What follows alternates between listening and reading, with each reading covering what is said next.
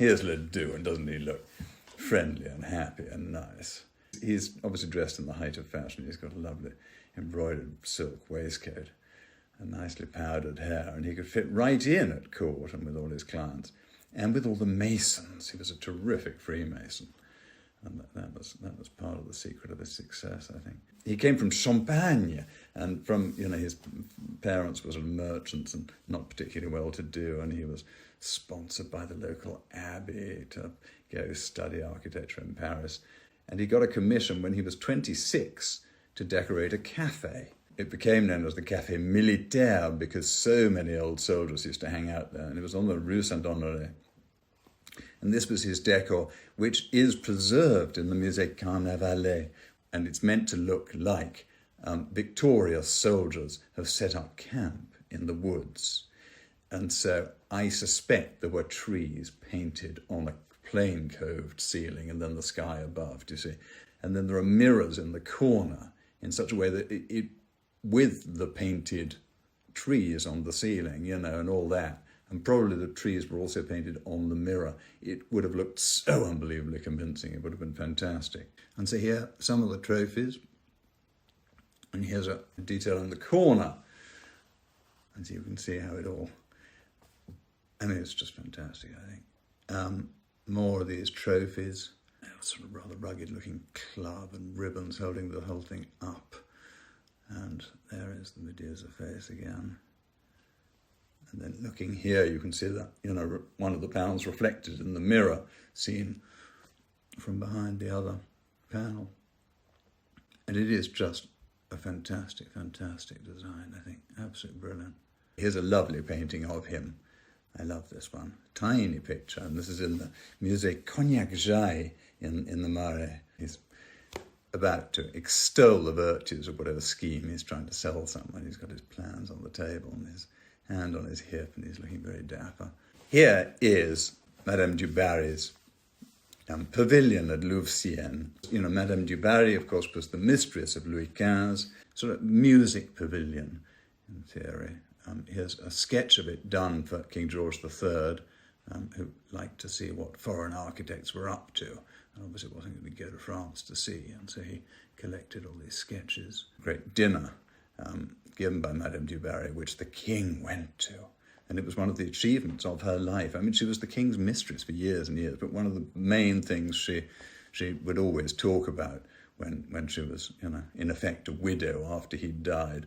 And whether they ate off these at that dinner, who knows? But this is one of the plates, ordered in 1770, which is when the pavilion was built. So maybe, and this is in the Queen's collection now. And all of the gilt metal work was done by Gouttière, and Pierre Gouttière, who was literally the most expensive and the best bronze maker. This is in the Musée des Arts Décoratifs in Paris. And look at that, that's a door handle.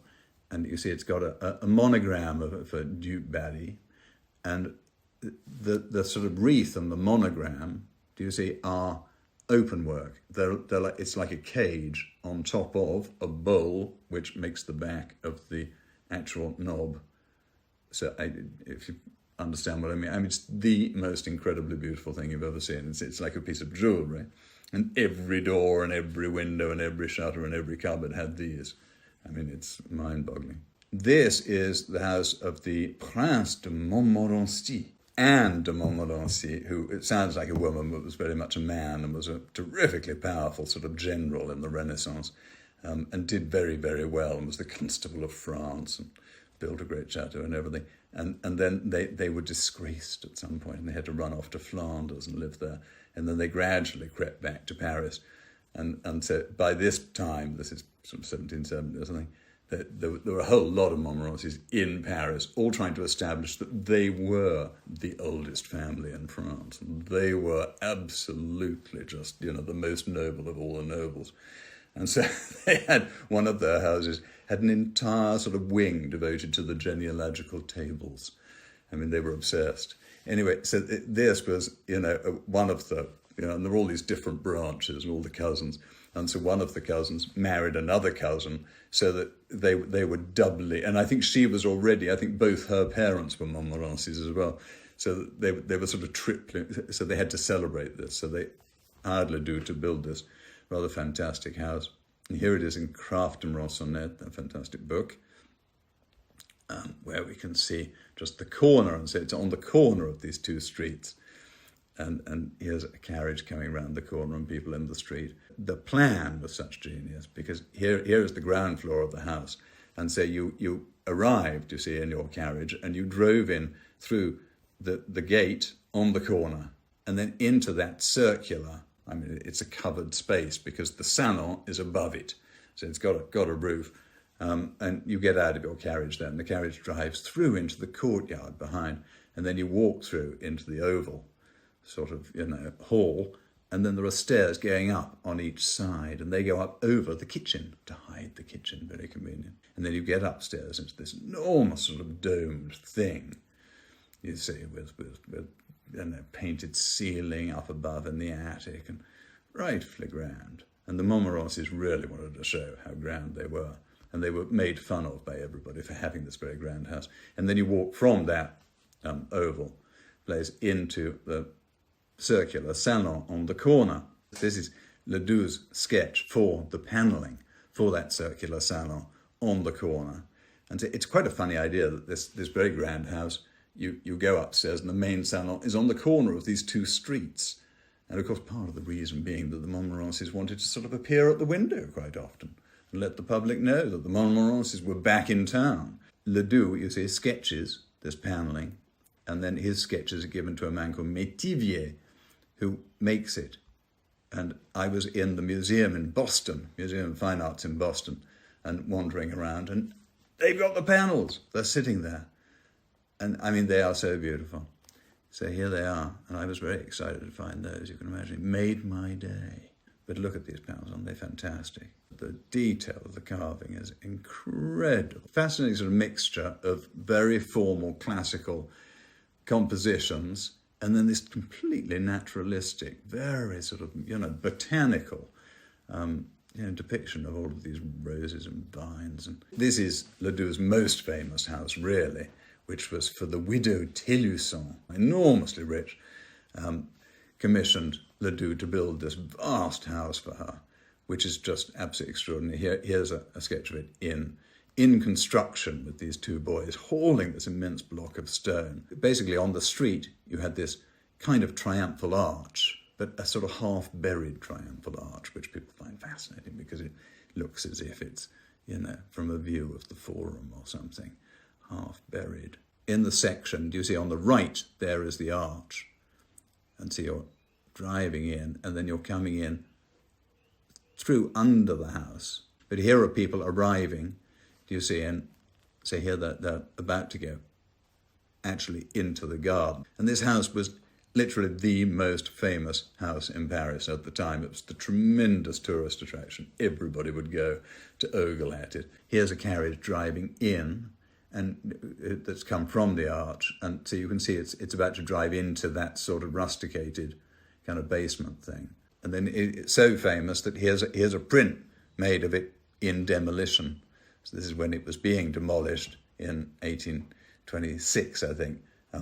They were going to build a new road. When widow Thelusson died, then the house was bought from her son by Murat, who was Napoleon's brother-in-law. Here's one of the houses that Ledoux himself lived in. He and his wife, who had a little bit of money, they owned 6 houses in Paris, and they were constantly sort of doing them up and living in them for a bit and then moving to another one.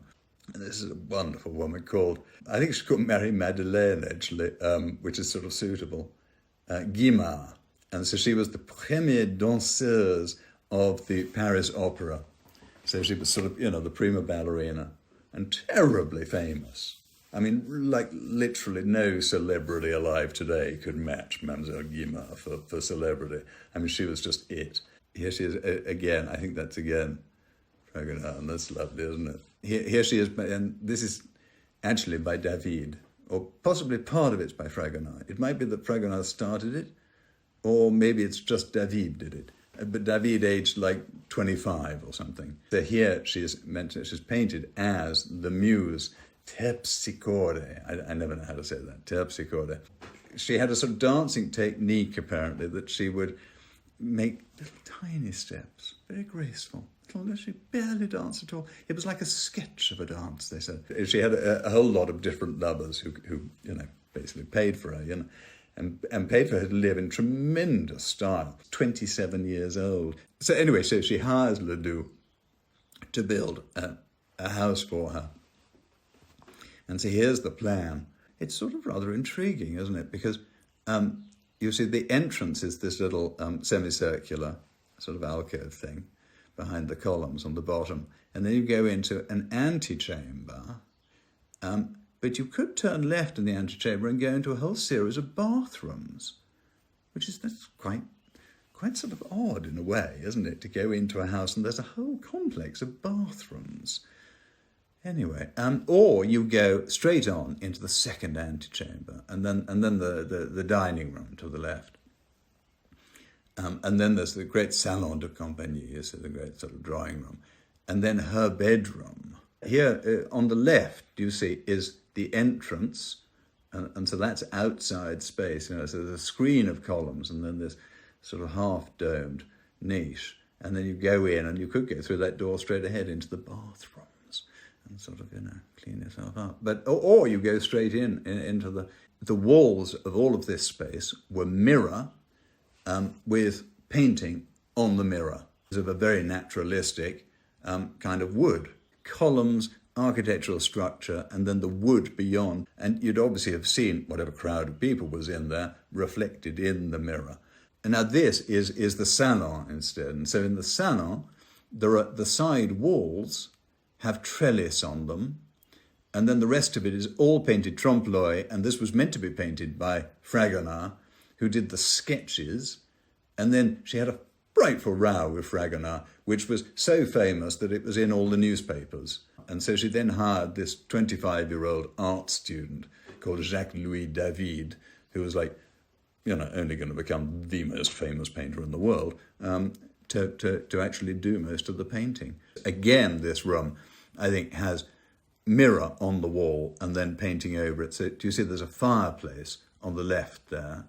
And then above the fireplace, there's a sort of an empty space and a couple of sort of putti or something holding a garland across it. And that, I'm sure, was actually just mirror.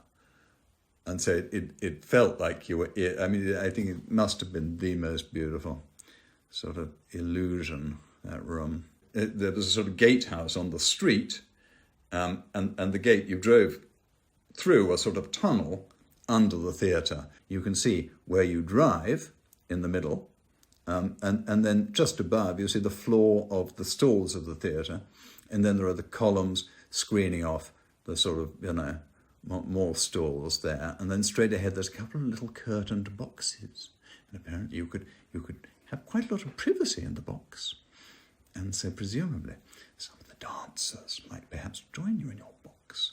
So here's another client. This is